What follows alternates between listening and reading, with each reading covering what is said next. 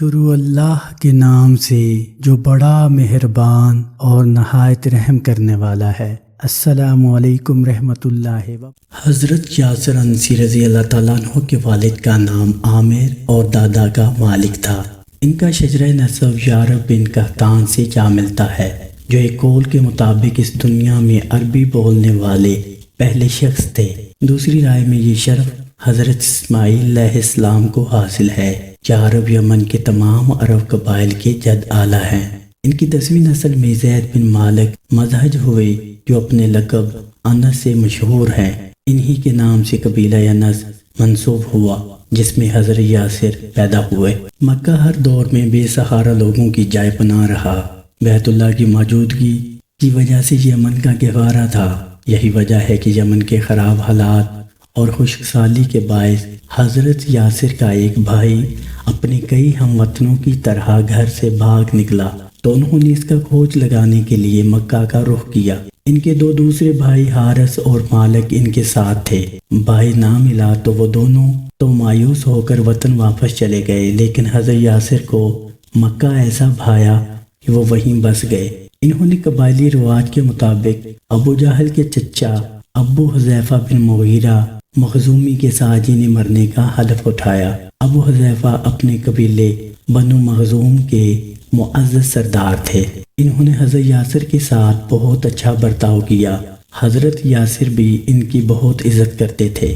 کچھ وقت گزرا تو انہوں نے بنو لخم سے تعلق رکھنے والی اپنی باندی سمیہ بنت خبات یا خیات سے حضرت یاسر کی شادی کر دی۔ عام الفیل میں حضرت یاسر کے ہاں عمار کی ولادت ہوئی۔ یہیں رسول اللہ صلی اللہ علیہ وآلہ وسلم کی ولادت کا سال ہے۔ ان کے دو بیٹے اور ہوئے، عبداللہ اور حویرث۔ ابو حذیفہ نے یاسر اور عمار کو آزاد کر دیا، لیکن اس ضمن میں حضرت سمیہ کا نام نہیں لیا گیا۔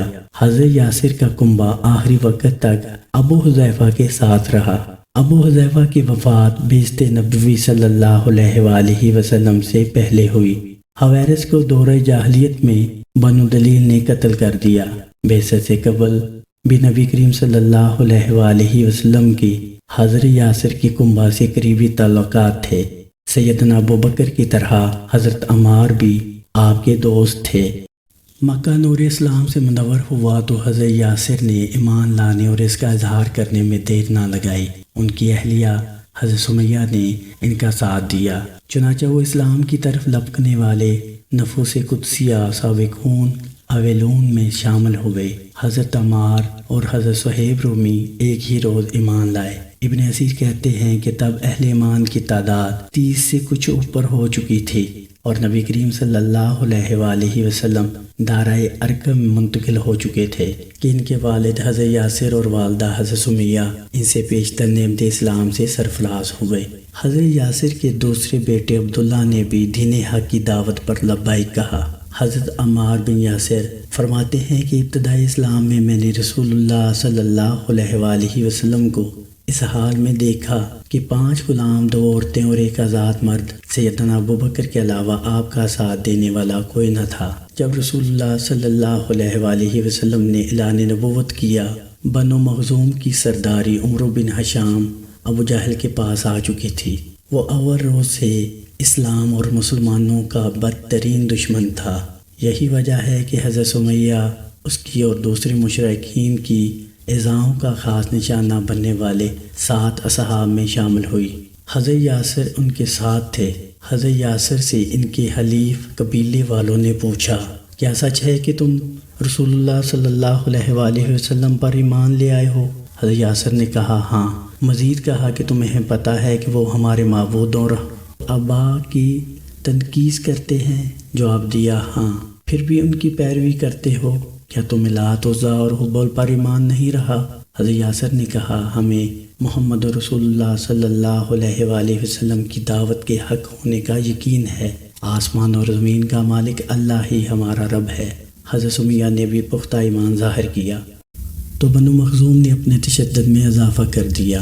حضرت یاسر اور سمیہ کو زنجیروں سے باندھ کر سخت گرمی میں کھلے آسمان تلے گرم ریت پر لٹا دیا جاتا۔ انہیں پیٹا جاتا، کوڑے برسائے جاتے، داغا جاتا اور محمد رسول اللہ صلی اللہ علیہ وآلہ وسلم کو برا بلا کہنے اور لات و عزیٰ کی ستائش کرنے کو کہا جاتا۔ وہ اللہ اکبر لا الہ الا اللہ کے کلمے بلند کرتے تو سینوں پر بھاری پتھر رکھ دیے جاتے، اس قدر تکلیف دی جاتی کہ ذہن معاف ہو جاتا اور انہیں اپنی کہی بات سمجھ نہ آتی۔